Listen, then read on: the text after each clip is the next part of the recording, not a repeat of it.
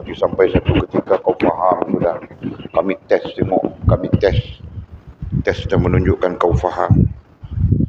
Ini faham, itu faham. Nah, ketika itu barulah kita boleh membentangkan kitab Ihya Ulumuddin. Jika tidak, pening-pening saja. Okey, itu contoh yang boleh sebutkan. Nah, di sana boleh menunjukkan apa? Menunjukkan Imam Ghazali menggunakan ataupun dengan karyanya Ihya Ulumuddin bersifat tasawuf, artinya bersifat insani, ya, bersifat kita sebagai penanggungjawab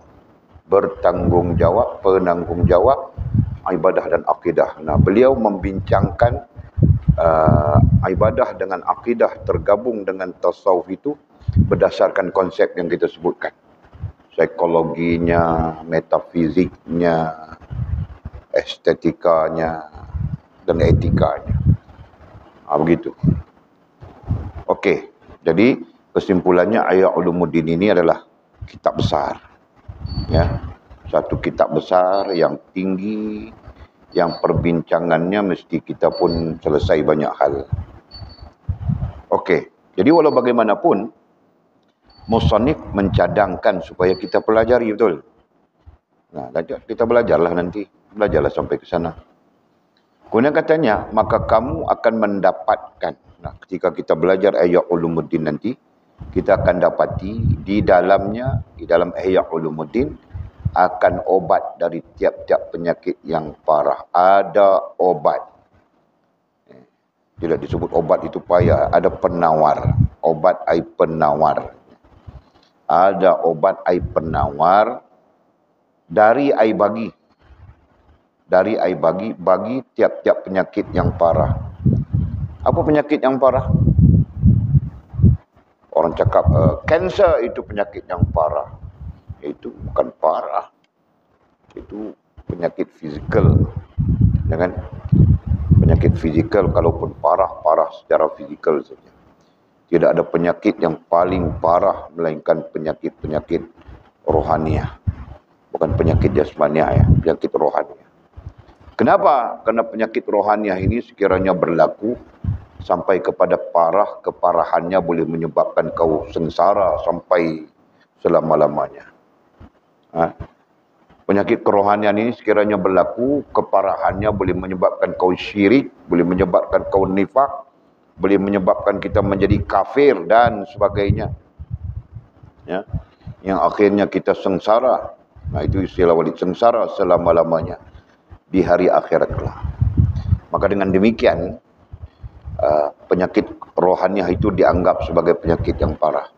Sedangkan penyakit jasmaniah itu dianggap sebagai penyakit yang tidak diklasifikasikan sebagai parah. Nah, kalau ada pun parah, itu parah dari sudut jasmaniah kita saja. Faham kah? Ada orang kena kanser, syahid dia. Syahid artinya apa? Diklasifikasikan sebagai mati syahid misalnya.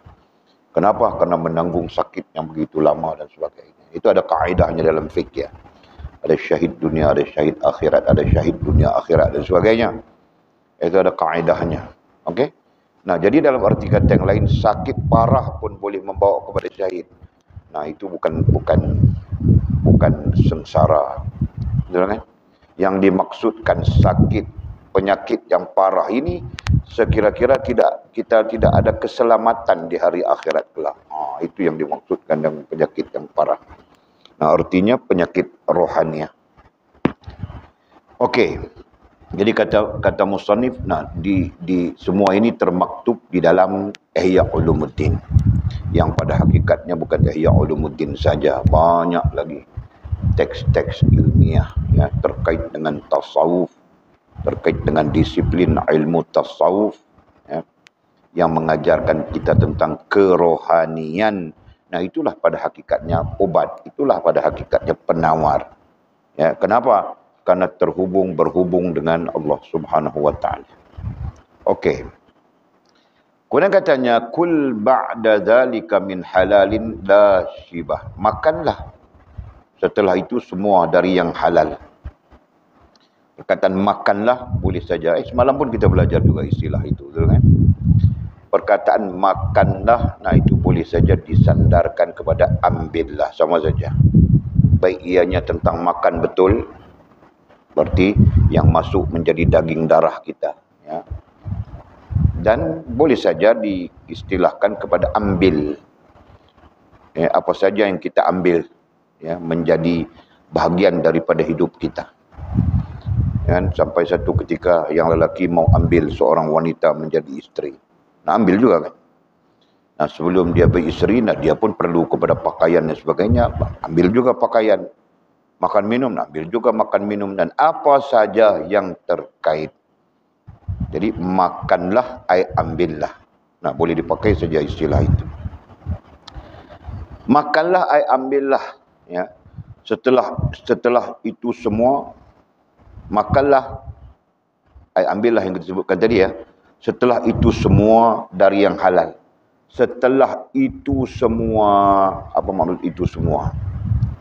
Kerana dia menggunakan istilah ba'da zalik. Zalika itu isim isyarah. Berarti ada faktanya. Apa faktanya? Nah, fakta yang kita sebutkan tadilah.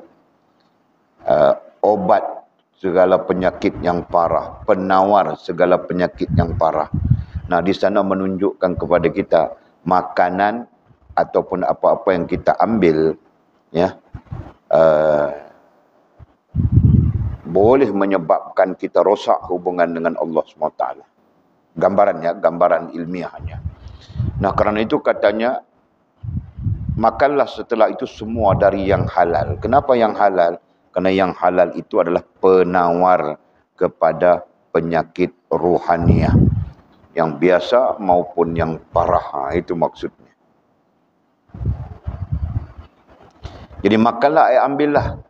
Setelah semua itu dari yang halal.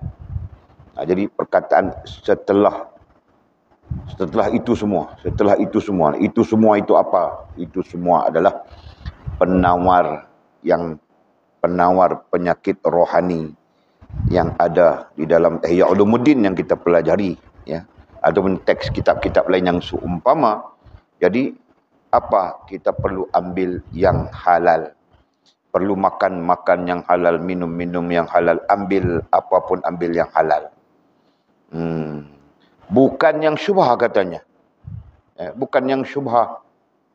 Jangan kita terlibat dengan yang syubhah. Kenapa? Kenapa makan? Isunya makan. Ataupun kita tambahkan lagi ambil. Nah, kerana yang tidak halal dan yang syubhah itu akan menjadi penyakit ke atas rohaniahmu. Akan menjadi punca penyakit rohaniahmu. Rohaniah kita, ya kan? Nah, yang nantinya menjadikan hati kita payah, keras, degil, sombong dan sebagainya. Itu penyakit rohaniah. Bahkan yang lain mengatakan penyakit rohaniah itu adalah sifat-sifat mazmumah itu, sifat-sifat yang terkeji itu. Nah, itu adalah penyakit rohaniah katanya. Yang puncanya adalah daripada apa yang kau ambil. Kalau kita ambil yang haram, maka menjadi daging darah kita. Nah, sama saja nanti. Menjadikan kita payah segala-galanya. Ya, kalau kita ambil yang syubhah, bahkan ditambah di sini syubhah. Syubhah artinya sesuatu yang hampir kepada haram. Ya, syubhah itu dalam konteks kita ialah ragu-ragu di antara halal haramnya. Nah, itu disebut syubhah. Okey. Kemudian katanya selama syarak tidak melarangnya, maka itu adalah halal. Selama mana syarak tidak melarangnya, artinya tidak ada ketetapan di syarak, baik dari Al-Quran maupun dari sunnah Nabi SAW, maupun dari ijma' para ulama, tidak melarangnya, maka itu adalah halal. Nah, ini sebagai dalil, sebagai hujah dasar ataupun usul untuk menunjukkan kepada kita bahawa yang halal itu terang, yang haram itu terang. Innal halal bayyinun wa harrama bayyinun. Haram itu jelas, halal itu pun jelas. Okey? Nah, bukan tentang haram dan halal itu jelas dalam konteks jasmaniah saja. Tapi haram dan halal itu juga jelas dalam konteks ruhaniyah. Faham kan? Nah, ini bermaksud kalau haram itu jelas pada jasmannya, halal itu jelas pada jasmannya, ruhaniyah kita pun perlu menerima kejelasan itu. Ya. Artinya rohaniyah kita pun perlu sepakat dengan jasmaniyah kita akan haram dan halalnya. Jelasnya? Nah, jangan haram tapi bantai juga. Nah, ini tentang pengambilan apapun. Nah, Walid tengok video kemarin kah? Orang-orang Islam Indonesia makan daging babi makan biasa saja. Dia orang bantai. Ditanya, apa yang kau makan itu? Ini daging apa? Daging babi. Kau makan daging babi sedangkan kau Muslim. Makan saja tulangnya, tidak ada apa-apa. Biasa saja begitu. Kan? Orang-orang Indonesia. Sedikit hari lagi sampai Malaysia pun samalah. Ya, hal-hal macam ini dia akan sampai ke Malaysia. Cuma dari sudut itu, dari sudut syubhahnya, mungkin orang Malaysia ada makan babi lama. Orang Islam maksud Walid. Ya. Yang tidak Islam itu kita tidak pertikaikan. Kita makan yang ada gelatin babi lah. Kita makan yang ada, ya maklumlah dalam konteks negara kita ini begitu lemah ya. Begitu lemah. Sampai-sampai nanti walaupun produk itu adalah syubhah, tapi pakai cap masjid, pakai nama-nama orang Islam dan sebagainya. Nah itu keadaan yang ada di dalam negara kita, betul kan? Nah, di sudut lain, restoran-restoran dan sebagainya yang buka perniagaan orang Islam makan saja, tidak peduli halal ke haram ke syubhah ke dan sebagainya. Betul. Nah, bertebaran merata-rata. Sebab itu kita yang membeli untuk masak-masak pun kita perlu berhati-hati. Fish ball lah, fish cake lah, apalah, kita perlu berhati-hati lah. Ya? Karena ini, kenapa? Karena ini akan menjadikan membentuk kita punya jasmaniyah dan membentuk kita punya rohaniyah. Apalagi secara khusus kita bercakap tentang pembentukan rohaniyah. Kita perlu menjauhkan hal-hal, perkara-perkara, benda-benda. Kita perlu berhati-hati dalam pengambilan benda, perkara-perkara, hal-hal yang bukan saja halal haram itu, bahkan syubhah pun perlu dijaga. Okey. Itulah kenapa Walid selalu bising-bising kamu orang makan di luar.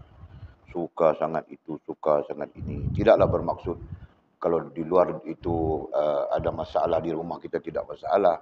Di rumah kita pun mungkinlah kita pun terjebak juga dengan yang syubhah dan sebagainya. Tetapi kita tetap di atas dasar berhati-hati, betul kan? Nah kalau di luar sana mana ada orang berhati-hati? Adakah orang memasak berniaga-berniaga itu mereka berhati-hati?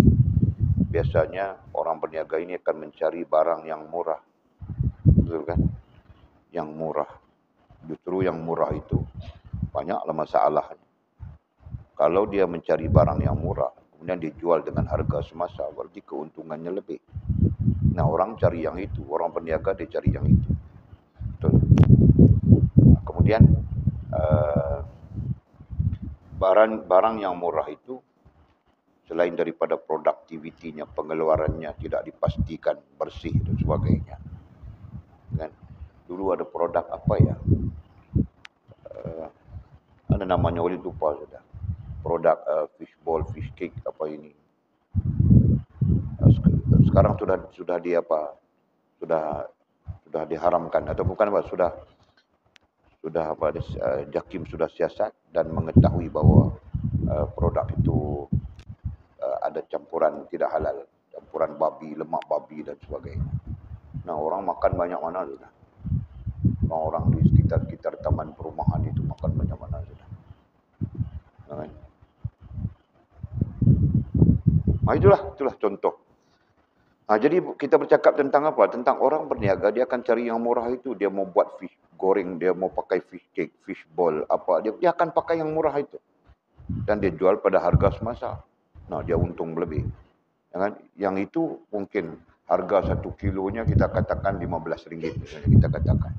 Kalau yang okey, yang apa, semua ini Harganya mungkin RM20. Nah, lari RM5 itu. Nah, dia akan ambil yang murah itu kan. Nah, kita pun galak, seronok keluar beli. Nah, kita sedang makan yang subah. Akhirnya hati kita jadi keras. Cakap tidak mau dengar. Dan sebagainya. Itulah. Jadi ini maksud musannif ya. Katanya tentang ini, pelajaran tentang halal, haram, syubha, merosakkan atau mendatangkan penyakit rohaniah itu, pelajaran itu ada di dalam Ihya Ulumuddin katanya.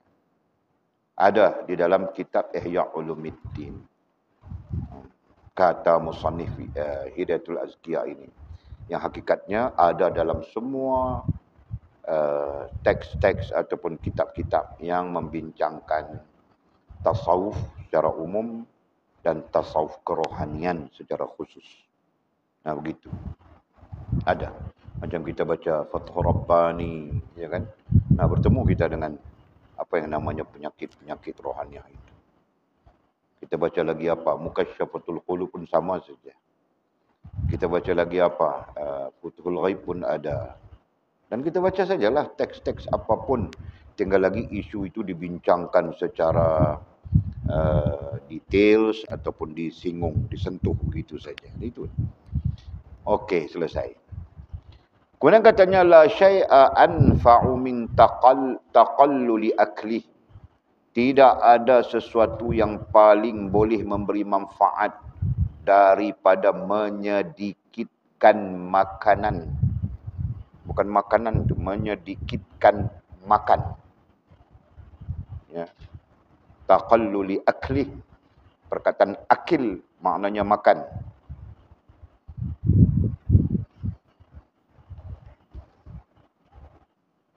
Tidak ada sesuatu yang paling boleh memberi manfaat. Maksudnya, apa yang, ya, keadaan apa yang boleh memberi manfaat kepada kita? Keadaan apa?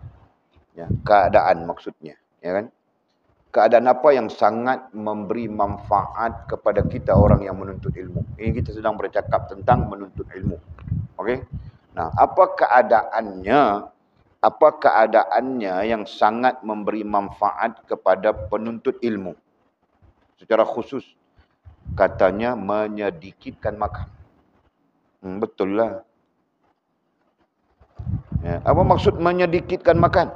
Apa maksudnya Syaril? Satu pinggan ditambah 3 kali. Apakah itu maksud menyedikitkan? Lagi apa maksudnya?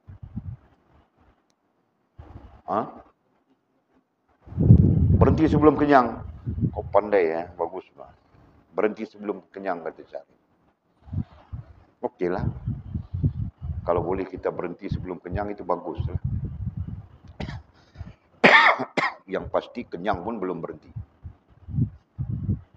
Yang menjadi masalah, betul kan? Kalau boleh berhenti sebelum kenyang itu terbaik. Karena itu adalah anjurannya baginda Nabi SAW, betul kan? Yang menjadi masalah kepada kita kenyang pun tidak berhenti lagi. Rasa tidak cukup lagi tu, mau isi sikit cover ini, cover tengah malam nanti cover. Itu perangai kita. Jadi itu perlu diperbetulkan. Perlu diperbetulkan. Nah, Walid pun sebenarnya membetulkan, tahukah? Walid sekarang makan kurma saja. Buya pun terlibat juga kan? Nah, kami makan kurma saja. Satu hari tetap kena habiskan 7 biji. Siang 5 biji untuk buat kerja, malam 2 biji cover tidur. Itu saja. Dan lain-lain kami mana ada makan. Kau tengok beras sekarang berapa petahan beras. Kemarin saya beli 2 beg. Nah, kerana Walid tak makan beras. Allah, Masya Allah. Okey. Jadi selesai ya, sekurang-kurangnya itu jawapan mudah berkaitan dengan persoalan macam mana sedikit makan, macam mana. Nak kata Syaril, sedikit makan itu berhenti sebelum kenyang. Nah, boleh diterimalah berdasarkan kepada huraian-huraian para ulama yang ada. Tapi ada lagi sedikit makan itu, ya. Ada lagi para ulama yang berbincang tentang apa itu sedikit makan. Kan? para ulama yang membincangkan itu berbagai-bagai. Ada yang mengatakan sedikit makan itu 3 biji kurma saja. 3 biji siang, 3 biji malam. Ada yang membincangkan sedikit makan itu. Gambaran sedikit itu diukur dengan kurma. Hanya saja kurma itu kita tidak tahu saiznya. Mungkin saiznya besar-besar ini. Mungkin kan? Ya kerana ada kurma besar ini, tahu kan? Walid pernah jumpa kurma, California punya kurma. Yang besar-besar, kecil sikit lah. Ini besar betul lah, kecil sikit. Besar ini. Kurmanya. Nah berarti kalau kau kena sampai 6 biji, itu sama dengan kau makan ayam seekor sudah. Kan? Tapi gambaran yang diberikan oleh para ahli dalam hal itu, nah ukurannya 3 biji kurma siang, 3 biji kurma malam. Itu gambaran sedikit oleh mereka. Yang lain-lain memberikan gambaran, kalau satu hari kau perlukan sebiji roti, nah siangnya setengah, malamnya setengah. Itu gambaran orang yang makan roti. Nah mungkin roti itu besar-besar, mana kita pun tidak tahu kan. Mereka memberikan gambaran pada negara-negara orang yang makan roti. Lepas itu apa lagi? Ada banyaklah. Jadi dalam banyak-banyak gambaran dan ukuran yang kita sebutkan tadi, lebih mudah kepada kita memakai yang Syahril sebut tadi ya, berhenti sebelum kenyang. Jadi berhenti sebelum kenyang pun ada ukurannya. Rasa-rasa ada makanan sudah dalam perut. Kemudian yang lain, perut pun tidak menyanyi sudah. Nah berarti cukuplah, berhentilah. Itulah maksudnya. Ya kan? Bukan kabur, lepas kabur. Ini yang jadi banyak itu. Okey. Jadi Musannif mengatakan manfaat. Ya. Musannif menyebut tadi memberi manfaat ya. Yang paling boleh memberi manfaat. Makan yang menyedikitkan makan itu paling boleh memberi manfaat. Nah, apa manfaatnya? Itu yang persoalan yang asas ya. Apa manfaatnya dengan menyedikitkan makan? Di mana perbincangan tentang manfaat ini? Kalau ikut perbincangan ini ada di dalam semua teks-teks disiplin ilmu tasawuf. Sama ada disiplin tasawuf umum maupun tasawuf kerohanian. Semua membincangkan tentang sedikit makan itu. Ya kan? Tentang menyedikitkan makan. Contoh kita merujuk Mukasyafatul Qulub. Nah di sana pun ada perbincangan tentang menyedikitkan makan sebagai punca kepada kita boleh melakukan ibadah dengan baik.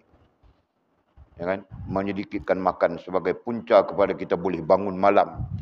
Menyedikitkan makan sebagai punca kepada kita menjernihkan fikiran, menjernihkan akal dan sebagainya. Itu tersebut dalam Mukasyafatul Qulub. Kita selesai sudah. Oh ini kitab ambil bawa balik bagi mama sekejap. Kitab Walid. Nah itu. Jadi itu dari sudut manfaatnya, ya kan? Nah, apalagi berkaitan dengan kita orang yang muta'allim, kita orang yang sedang belajar. Masya-Allah tabarakallah. Rupanya menyedikitkan makan itu termasuk di dalam adabnya, termasuk dalam adabnya muta'allim, adabnya orang yang menuntut ilmu. Begitu. Okey, kemudian katanya dan minumannya tubuh. Dan minumannya tubuh. Apa itu? Ataf daripada menyedikitkan makan. Ataf ya. Ataf bahasa Arab. Bahasa Melayu sambung. Sambung ayat, sambung cerita. Jadi sambung cerita daripada manfaat sedikitnya makan itu. Kan? Memberi manfaat sedikit makan itu. Dan minumannya tubuh. Sedikit makan itu juga menjadi apa? Menjadi wasyarabihi lil jismi. Itulah terjemahan itu. Wasyarabihi lil jismi wad dini i'tala. Dan menjadi ataf daripada atau daripada menyedikitkan makan itu menjadi minumannya tubuh. Ini mau tafsir macam mana?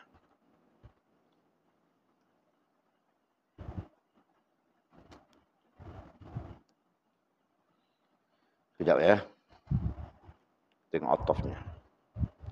Tidak ada sesuatu yang paling boleh memberi manfaat daripada menyedikitkan makan dan minumannya tubuh.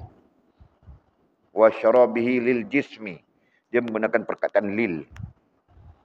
Ya, dan minumannya bagi tubuh. Jadi maksudnya sedikit makan dan minum itu sebenarnya. Ya kan? Jadi teks Melayunya sepatutnya menyedikitkan makan dan minum. Menyedikitkan makan. Jadi makanan di ujung an itu dibuang. Kemudian ataf daripada itu dan minumannya dibuang. Begitu. Betul ayatnya kan? Menyedikitkan makanan dan minuman tubuh. Tubuh itu jasmaniah. Jadi menyedikitkan makan dan minum pada jasmaniah kita. Jadi maksud mudahnya adalah sedikit makan jasmaniah, sedikit makanan jasmaniah, sedikit makanan minuman jasmaniah. Tapi banyak makanan minuman rohaniah. Itu bahasa kerohanian. Kan? Untuk jasmaniah kita makan sikit saja, minum sikit saja. Tapi untuk rohaniah, kau makan kasih banyak, kau minum kasih banyak. Nah, maka timbullah soalan, apa makanan rohaniah? Mau kasih banyak itu apa makanan rohaniah? Ya, mau bagi banyak itu apa minuman rohaniah? Maka para ulama menjawab, ya, secara umum bahawa makanan rohaniah itu adalah ilmu. Ya kan? Minuman rohaniah itu adalah zikir. Ini dijawab oleh para ulama dalam banyak teks-teks lah. Teks-teks ilmu tasawuf. Tasawuf umum dan tasawuf kerohanian. Allahumma salli wa sallim wa barik alaihi.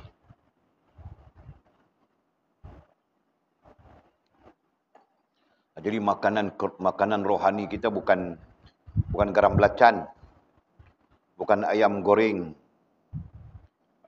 bukan Oleh pun tidak tahu mau masak apa. Masak apa para yang buah kacang panjang, berbagai-bagai yang buat. Apa yang panggil? Paprik.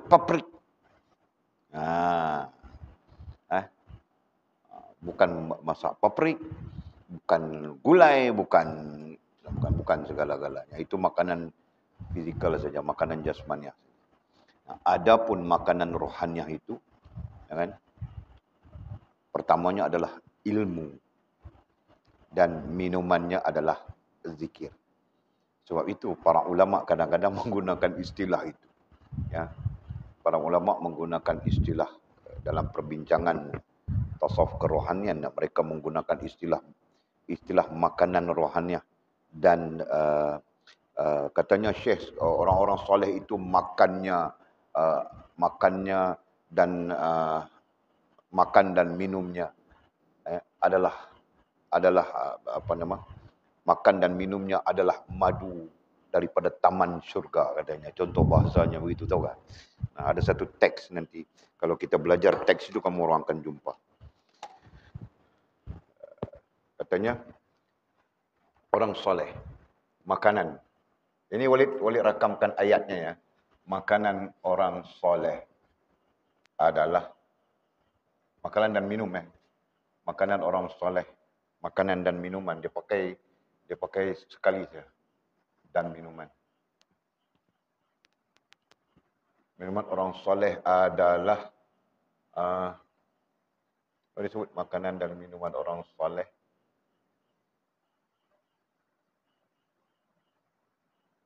Adalah madu. Adalah madu-madu dari taman yang indah. Teksnya kurang lebih macam ini. Nah, orang soleh itu kita fahamlah. Makanan dan minuman. Nah, itu kan?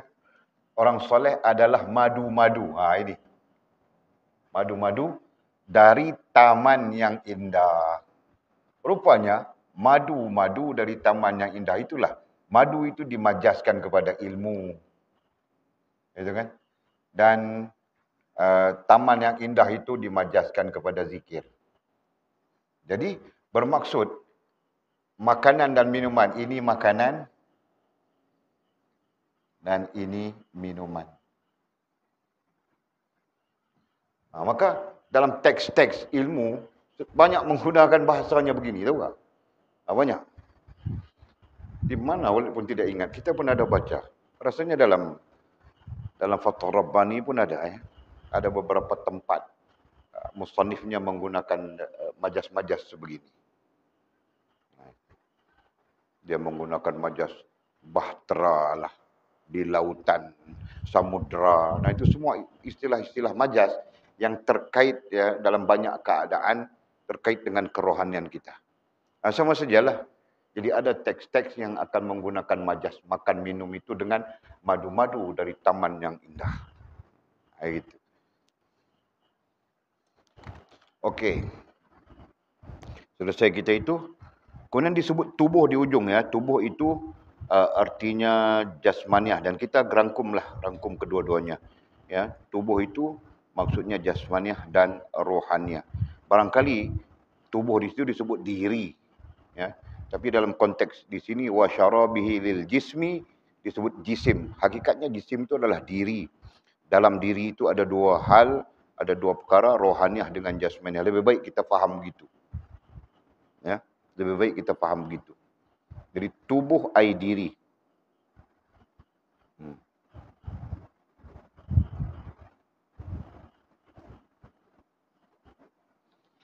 Okey, sedangkan agama itu adalah mulia. Wad-dini atala. Jadi atafnya wa dan itu dimaknakan dengan sedangkan di sini. Boleh diterima? Sedangkan agama itu adalah mulia. Maksudnya kenapa kita perlu menyedikitkan makan dan minum, atau dalam konteks kita katakan tadi untuk membaikkan rohaniah dan jasmaniah kita. Katanya agama itu adalah yang mulia. Karena kemuliaan beragama bermula di situ. Itu maksudnya. Ya. Kerana kemuliaan seseorang beragama bermula dari mana? Bermula daripada kita mendapat manfaat daripada sedikit makan dan sedikit minum itu. Dia bermula di situ. Jadi cuba kita fahami ya. Macam mana boleh berlaku begitu? Nah, kerana kau sedikit makan, kau sedikit minum, rohaniahmu terpelihara, bersih dan sebagainya. Nah, daripada situ menjadi punca kepada jasmaniahmu itu mudah bergerak dan sebagainya. Dan kau menjadi penerima ilmu dengan baik. Itu contoh.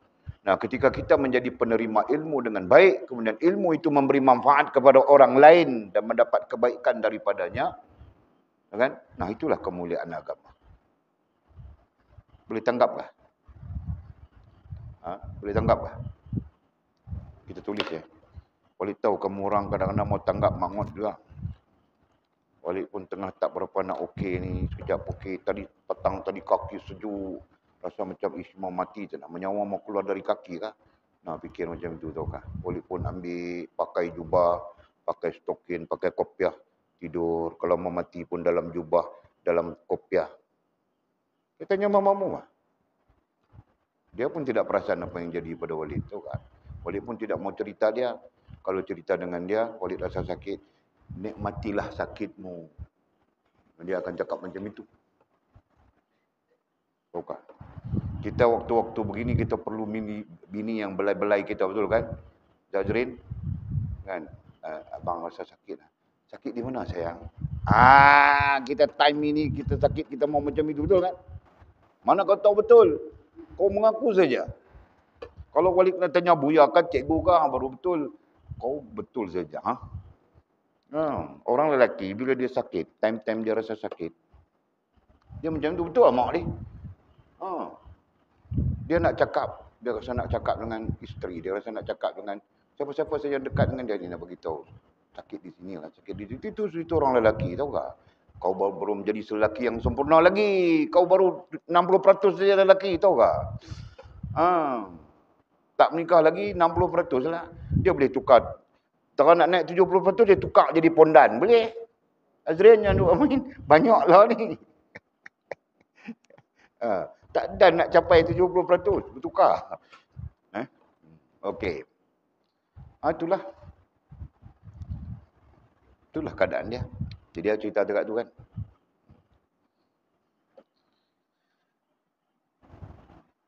Tadi rasa macam nak kena pakai stokin 2 tau. Boleh bangun cari stokin yang tebal untuk pakai 2 lapis. Tak ada. Tinggal ada satu tu saja. Ada pun yang nipis-nipis yang mama pakai tu. Buat apa boleh tak boleh. Itu yang boleh rasa pelik tu. Jadi boleh pun pakai jubah siap-siap. Tidur dengan stokin dengan jubah kepiah lagi atas kepala. Datang maghrib tadi, okey pula. Itu yang boleh keluar mengajar ni. Jika tidak, berkurunglah Walid dalam bilik macam anak dara. Anak terona berkurung dalam bilik, anak dara berkeliaran. Mau kiamat sudahkah kita ni? Anak terona kan berkurung? Teronalah. Okey, balik kepada teks kita tadi ya. Cuba tanggap. Dikatakan sedang agama itu adalah mulia. Maksudnya agama adalah sesuatu yang mulia. Kemuliaan itu akan apa ya? Berpunca daripada orang-orang yang diberi oleh Allah Subhanahu wa taala manfaat. Kita andaikan begitu. Ya, orang-orang yang diberikan, orang-orang yang mendapat manfaat ataupun diberikan manfaat oleh Allah Subhanahu wa taala. Dan puncanya juga adalah menyedikitkan makan, menyedikitkan minum. Ya, kita sedang bercakap muta'alim kan, etika orang belajar. Sudah barang tentu dia terkait dengan belajar itu. Okey. Kemudian katanya, afatu syib'in siqlu jismin qaswatul. Ada beberapa efek negatif. Ini bahasa baru ini. Efek negatif. Efek artinya kesan. Kan? Kesan negatif. Negatif artinya yang tidak diinginkan. Nanti lawannya positif. Positif yang diinginkan. Itu terjemahan saja ya. Terjemahan Walid saja supaya kita mudah faham. Nanti terjemahan buku lagi lain lagi ceritanya. Positif, negatif di bab bateri macam lain. Kan? Bab electrical macam lain. Okey. Istilahnya apa itu?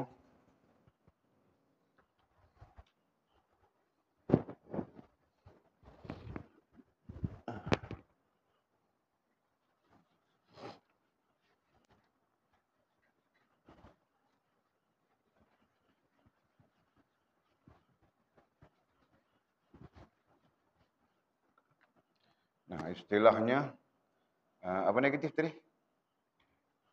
Efek. Efek negatif. Ini kita perlu faham juga ini. Efek artinya kesan. Negatif artinya apa tadi? Sesuatu yang tidak diingini ya. Ini terjemahan saja.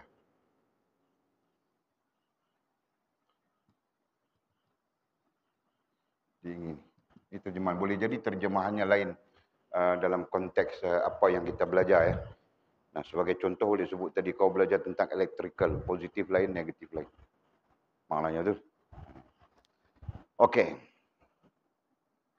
Jadi ada beberapa efek negatif bagi orang yang kenyang.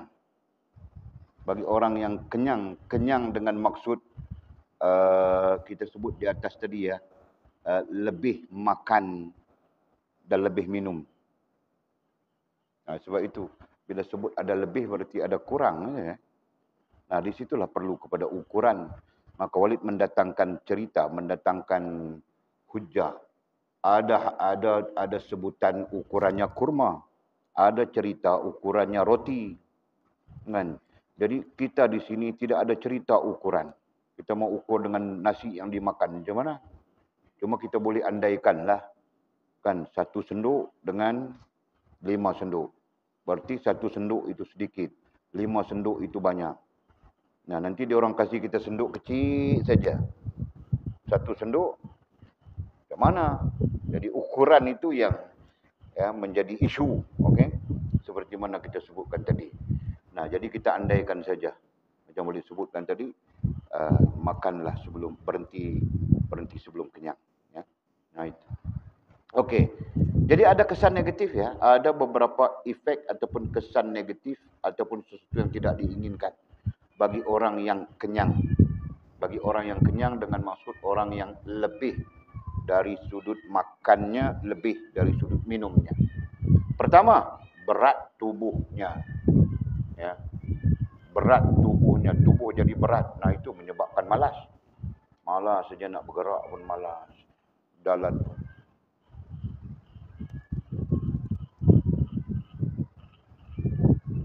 Macam itu, slow. Potong saya pun.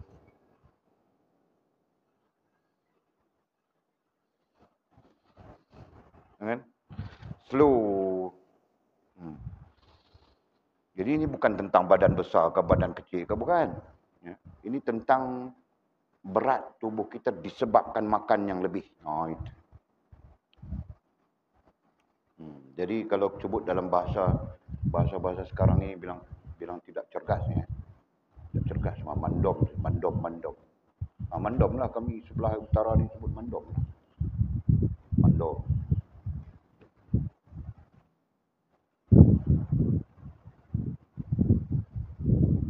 Begitu. Tahu tak? Mandom lah. Okey. Berat tubuhnya. Dalam konteks kerohanian, berat tubuh ini menjadikan kita apa ya? Menjadikan kita malas untuk beribadat. Dalam konteks kerohanian, ya. Jadi makna beratnya tubuh antara lain adalah malas kita untuk beribadat. Mau bangun pun malas, asyik mau tidur saja. Itulah sekejap-sekejap tidur. Letak kepala tengah hari tidur, letak kepala petang pun tidur, pagi pun tidur, malam lagi-lagi lah tidur. Okay? Begitu. Okey. Yang kedua, keras hatinya. Masya Allah. Ini bahaya ini. Keras hatinya. Jadi lebih makanan, lebih minuman itu boleh menyebabkan keras hatinya. Jadi keras hati. Masya Allah. Jadi keras hati itu apa? Nah, kita katakan keras hati itu terkait dengan susah untuk menerima maklumat, susah untuk menerima ilmu dan susah untuk memahaminya. Itu terkait keras hati. Nah, dari kesan daripada hal itu, susah menerima arahan, susah menerima pandangan dan sebagainya lah. Ya, kesan daripada kerasnya hati itu. Nah, mau menerima arahan pun payah, menerima pandangan pun payah. Dalam arti kata lain, mau mengajar kepada kebaikan pun payah, susah. Nah, itu. Ada banyak sebenarnya permaknaan keras hati ini. Kalau kita baca dalam teks-teks kerohanian, tasawuf kerohanian lebih tinggi, banyak penjelasannya. Dan kita sebagai asas saja jadi sekadar itu. Jadi keras hati, itu istilah. Dan yang ketiganya, hilang kecerdasan. Betul lah. Yang ketiganya, hilang kecerdasan. Kalau kecerdasan itu dimaknakan dengan bijak, hilang kebijakan. Kebijaksanaan itu hilang. Yang pandai-pandai, yang cerdik-cerdik, yang itu hilang semuanya. Ya, akhirnya perlahan-lahan jadi mandom. Jadi mandom lah. Itu terkait dengan berat tubuh tadi, kemudian keras hati lagi kan, campur, hilang kecerdasan. Nah, akhirnya pelan, jangan disebutkan jadi mangot. Nah, itu jam payah sudah. Cakap pun tidak masuk, macam itu juga. Kan tidak berubah. Macam itu juga terus-terus, dia akan jadi macam itu.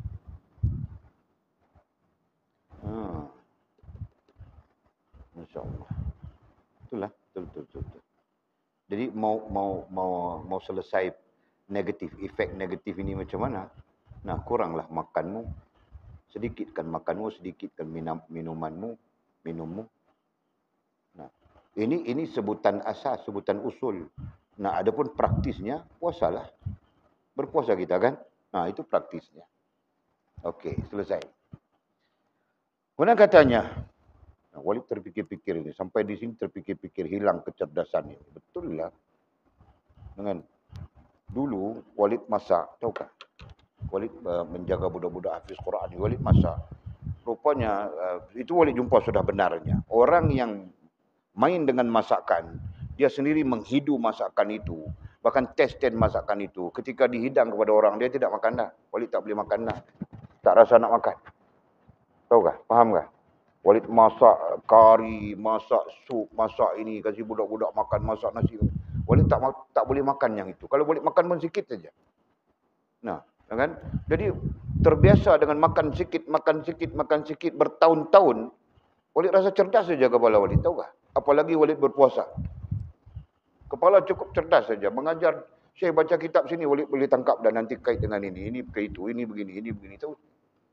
Bahkan Walid bukan ada masa mutalaah kitab dalam masuk perpustakaan, tidak ada. Kalau mau membaca esok mau bentang, baca tentang ini. Dalam dapur itulah sambil tunggu-tunggu nasi dalam kawah masak, sambil tunggu-tunggu lauk masak, dia boleh baca di situ lah. Kadang-kadang ada kawan-kawan yang satu kelas dia datang, dia orang baca Walid dengar saja sambil masak. Dia orang baca diskusi sama-sama kan. Nah, itu saja. Kebanyakannya selain daripada tugasan-tugasan dan sebagainya. Tapi Walid mampu menjawab persoalan bahkan terbaik. Kan? Bahkan menjadi bukan terbaiklah, antara pelajar terbaiklah. Dalam examnya, dalam apanya. Nah, melambangkan cerdas ketika itu. Jadi punca cerdasnya apa? Kerana sikit makan itulah. Kenapa sikit makan? Tidak lalu makan. Kita masak hari-hari, kita pun kita memang tidak lalu makan tu kan. Sebab itu orang duk cerita kata orang Kedehok ni dia bukan nak makan sangat, no. Orang yang duk masak kenduri kan. Lepas dia masak, dia baliklah. Dia takkan makan. Dia makan sikit-sikit, test sudah. Betul lah. Hari ini baru boleh nampak, itu kebenaran. Kalau dia makan pun, dia makan part-part tertentu yang dia idam-idamkan sejak sekian lama. Faham tak? Nah, dia idam mau makan telur lembu. Nah, ketika itu telur lembu ada, dia akan makan telur lembu itu. Yang lain dia tidak makan. Selalu macam itu. Betul kan? Nah, jadi Walid tenang balik. Walid masak-masak pun macam itu. Dan hasil daripada itu makan sikit saja. Makan sikit, sudah. Makan sikit, sudah. Kenyang. Kadang-kadang lebih-lebihan budak-budak dia boleh makan. Sudah. Sikit saja kenyang. Rupa-rupanya itu menyebabkan, kita jumpa sudah. Menyedikitkan makan, menyedikitkan minum, ini menyebab lawan daripadanya, efek negatif ini, efek negatifnya. Positifnya adalah menyebabkan kita cerdas. Betul lah. Balik-balik belas sini, belajar pun tidak cerdas sudah, tahu kan? Makan banyak, bola di badan, belajar pun tidak cerdas. Okey. Kemudian katanya, tad'ifu jismin an ibadati rabbih. Yang keempatnya, efek negatif yang keempatnya, melemahkan tubuh dari ibadah kepada Tuhan.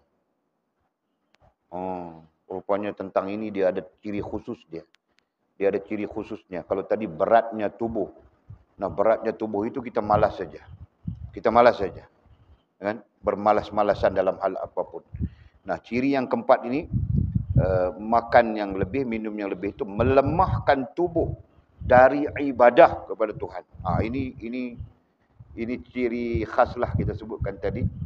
Berbanding nombor 1. Ya. Melemahkan tubuh kita dari ibadah kepada Tuhan. Betul? Itu betul. Sekarang pun kita mau bangun tahajud 2 rakaat saja, bukan banyak. 2 rakaat tidak habis pinggan nasi. Kan? Apalagi kalau kita makan 3 pinggan. 2 rakaat itu tidak habis pinggan nasi pun. Itu pun kita tidak Mau bangun pun tidak. Bangun kencing saja. Kan? Lepas kencing, apa salahnya ambil wuduk, bayang 2 rakaat. Nah, itu pun tidak boleh. Menunjukkan lemah tubuh badan kita daripada ibadah kepada Tuhan. Okey, itu poin yang keempat. Disebut efek negatif ataupun kesan yang kita tidak inginkan. Nah, kita tidak inginkan tapi terjadi. Kenapa terjadi? Karena terkait dengan makan dan minum yang lebih. Itu. Okey, yang kelima katanya gampang air mudah. Senang.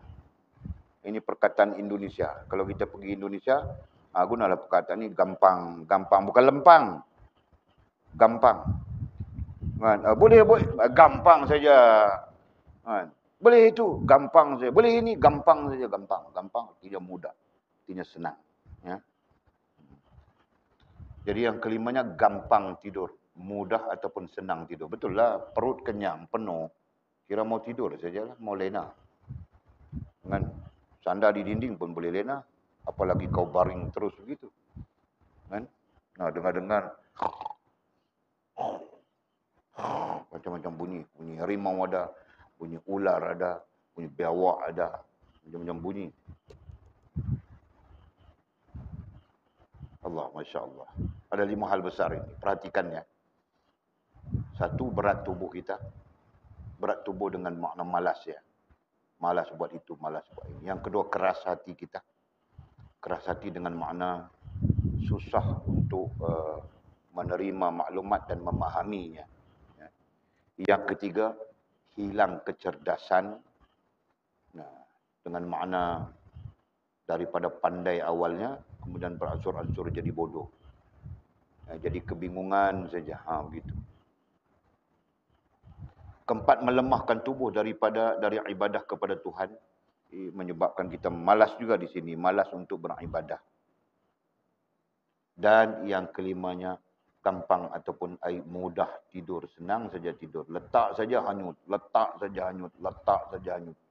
Nah, Walid dari dulu sampai sekarang, mau tidur ambil masa yang begitu panjang. Payah mau lena terus begitu. Walid pun tidak tahu kenapa. Mungkin kalau menikah muda, mungkin okey. Nah, tidak tahulah, andaikan sajalah. Kan? Imam Mahmud tidak bagi sudah. Mau apa? Takut bini? Tidak jadilah.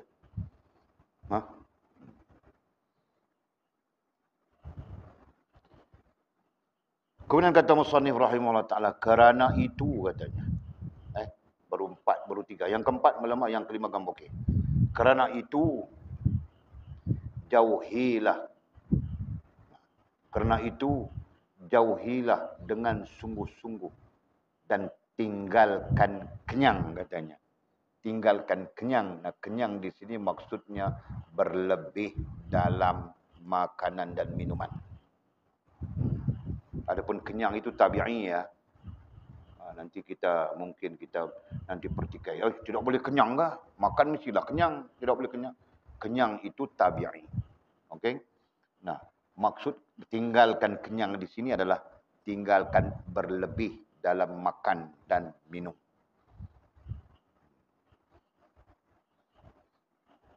Kerana itu jauhilah dan dengan sungguh-sungguh. Nah, itu pesan musannif. Kepada siapa? Kepada muta'allim. Ini tidaklah membawa maksud, kita muta'allim sajakah? Orang yang tidak muta'allim itu okeykah? Nah, bukan maksudnya begitu. Lebih-lebih lagi kepada kita yang muta'allim. Itu maksudnya, kita yang menuntut ilmu, kita yang sedang belajar. Itu maksudnya, ya. Lebih-lebih lagi. Nah, apalagi mau makan Maggi lah, itulah, inilah. Itu salah satu sebab kenapa Walid larang. Dan Walid pun ada apa ya, ada maklumat tentang itu, tahukah? Tentang budak-budak suka makan Maggi, apa jadi. Jadi bukanlah Walid melarang kamu. Walid melarang, mengganggu kebebasan kami untuk makan Maggi. Kau mau makan 1 lori kah, 2 lori kah, 3 lori satu hari kah?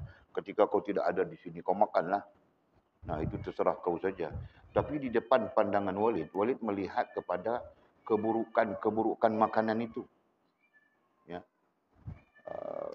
Dan Walid ada, situ Walid sebut tadi, ada pengalaman melihat budak-budak yang hari-hari makan makanan itu apa terjadi kepada mereka. Ya kan? Nah, Walid ada tentang itu. Ada maklumatnya. Tidaklah bermaksud kajian terperinci, tapi Walid menyaksikan dengan mata kepala budak-budak itu kan. Nah, rusak pikirannya, rusak segala-galanya. Kalau yang perempuan itu cenderung saja jadi senggugutlah, itulah, inilah. Macam. Okey. Nah, sekarang kita tidak makan lagi Maggi. Kenapa? Karena Maggi itu support Israel. Ya? Nestle, bukan Maggi. Nestle itu satu syarikat yang support Israel. Itu kita kan? Okeylah, alhamdulillah lah sekurang-kurangnya. Okey. Kemudian katanya, qil ba'da dzalika lis-sahadati li ta'atin. Tidurlah sebentar di siang hari untuk terjaga pada malamnya. Tidur sebentar di siang hari. Nah, itu ada dalil hadisnya ya. Yang disebut sebagai qailullah. Ya kan? Kira-kira setengah jam sebelum solat zuhur. Ada yang mengatakan setengah jam, ada yang mengatakan 15 minit saja. Dan pendapat yang mengatakan 15 minit itu adalah pendapat yang paling soreh di kalangan para ulama yang membincangkan tentang itu. Jadi kalau sampai setengah jam, nah itu bukan qailullah sudah. Itu kau tidur betul-betulnya. Qailullah itu katanya 15 minit saja. Ukurannya 15 daqaik. Berarti 15 minit lah. Di siang hari, jadi tidur itu untuk apa? Untuk terjaga di malamnya katanya. Untuk terjaga di malamnya. Terjaga, berjaga. Jadi kalau itu tidak sengaja kan. Tapi nah itu terkait dengan kata kerja sengaja. Jadi sengaja kita tidur siang hari supaya kita dapat berjaga di malam hari. Supaya kita dapat beribadah di malam hari. Jadi kalau ada niat untuk beribadah di malam hari, nah afdal kepada kita tidur 15 minit sebelum zuhur. Jadi mungkin 15 minit itu waktu tidurnya. Jadi termasuk letak mau tidur sementara mau dapat kebiasaan 5 minit lagi, nah 20 minit lah. Ya kan? Kau mula-mula mau tidur, tidak tidur. Kecuali kau terlibat dengan penyakit di atas itu, kau makan banyak, kau apa, nah itu mungkin tenang. Kan? Tapi kalau kau seperti keadaan di atas itu, maka mau belajar untuk qailullah itu, ambil masa. Okey. Katanya demi menjalankan ibadah. Jadi tidur sebentar siang hari itu demi menjalankan ibadah di malam hari. Sebahagian ulama yang meneliti adab itu mengatakan niat tidur sebentar untuk beribadat di malamnya. Ya, para peneliti dalam hal ini mereka mengungkapkan tidur sebentar dengan niat untuk beribadah di malamnya. Nah, tidak pun join Walid lah. Setiap malam kita ibadah khidmat sosial. Sembang dengan hantu. Itu ibadah juga kan. Kalau tidak ibadah, Walid pun tidak mau tahu kah? Betapa rugi dia. Karena Walid faham itu pun ibadah. Menolong orang, berbuat baik kepada orang. Bahagian daripada ibadah. Okey. Kemudian bangunlah katanya. Kemudian bangunlah sebelum matahari tergelincir. Bangunlah sebelum matahari tergelincir. Ini istilah ukuran. Matahari tergelincir itu ukuran. Ya kan? Kalau bahasanya sebelum masuk waktu zuhur. Sebelum masuk zuhur. Matahari tergelincir itu berarti mau masuk zuhur sudah. Dari segi ukuran. Maksud matahari tergelincir itu apa? Ukuran matahari di atas betul-betul kepala tergelincir berarti jatuh. Tergelincir daripada paksi betul kepala kita. Itu dipanggil tergelincir. Kalau orang belajar ilmu falak sama saja belajar matematik. Sama saja. Ya? Matahari. Ini kita berdiri betul kepala kita. Andaikan ya. Andaian saja. Nah kita di sini. Ya? Kita di sini. Matahari betul kepala kita. Tergelincir artinya ini arah matahari sekarang. Kan? Tergelincir artinya ke sini. Matahari di sini. Ini tergelincir. Ada yang mengatakan lebih dekat dari itu. Jadi ada persennya. Berapa peratus itu yang boleh katakan ilmu falak tadi. Ya kan? Itu tergelincir. Nah, itu maksudlah zuhur. Itu jauh kan? Itu nampak jauh kan? Dia sikit saja. Sikit saja. Okey. Kemudian bangunlah sebelum matahari tergelincir dalam keadaan sudah dapat melakukan persiapan solat. Nah, persiapan solat itu zuhur. Ya, nah mau solat zuhur sudah. Jangan hantam sampai dekat-dekat asar. Walid selalu macam itu. Kalau tidur saja nak dekat asar baru bangun. Oh, bahaya betul lah. Okey. Kemudian bangunlah sebelum matahari tergelincir dalam keadaan sudah dapat melakukan persiapan solat dan lainnya. Persiapan solat itu satu keadaan dan lainnya itu adalah belajar. Dan lainnya ai belajar. Kerana dalam disiplin muta'alim ada dua. Satu setiap lepas solat belajar. Itu satu disiplin. Ya. Dan satu lagi disiplin ditentukan bukan selepas solat, ditentukan pada masa-masa tertentu.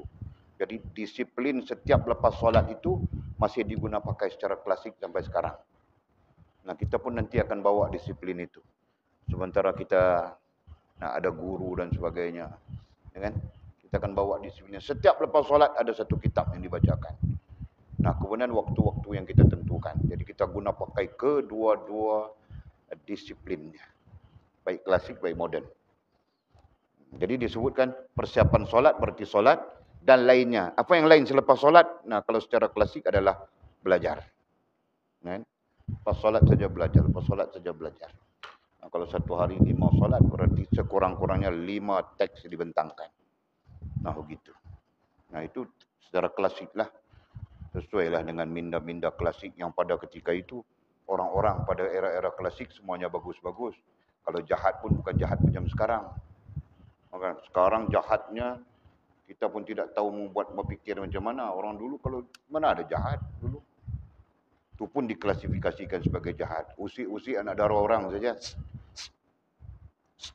Begitu saja usik anak dara orang, tahu kan? Mana berani? Kalau ada orang tua perhati, nak lari terus. Dulu. Di mana ada jahat lebih-lebih? Tahu kan? Nah, sekarang jahatnya macam-macam. Bukan dia sit-sit lagi. Dirabanya anak dara orang. Gagau sana sini. Yang syoknya anak dara orang pun tak kisah dia digagau. Itu yang paling syok. Paling jahat sekarang ni, tahukah? Yang jantan nak menggagau, yang perempuannya mau digagau. Nah, rusaklah. Jadi, itulah kita katakan tadi, disiplin ilmu pada waktu itu mampu membentuk orang menjadi baik. Kenapa? Sembahyang. Lepas sembahyang belajar. Ya kan? Nah, kemudian pergi urusan kau. Nanti sembahyang. Lepas sembahyang belajar. Nah, rupa-rupanya disiplin itu mampu membentuk manusia. Sebab itu kami dulu tidak nakal ada, tapi jahat tidak ada. Nah, nakal ya nakal.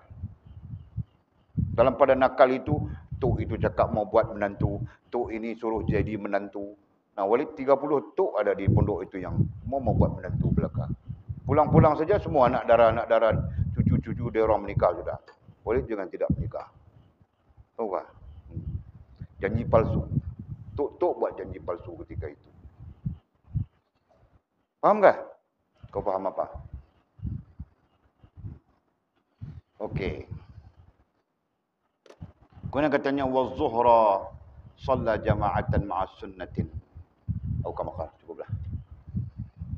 Kita berhenti nanti kita sambung di situ. Wallahu a'lam.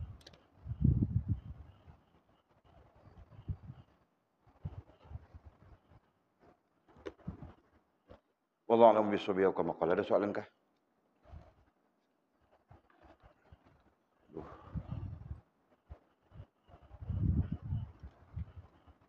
Ada? Tidak.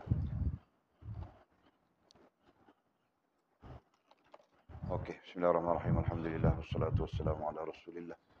Allahumma iftah lana futuhal 'arifin warzuqna fahman nabiyyin waj'alna min ibadikas salihin. Allahumma ihdina as-siratal mustaqim.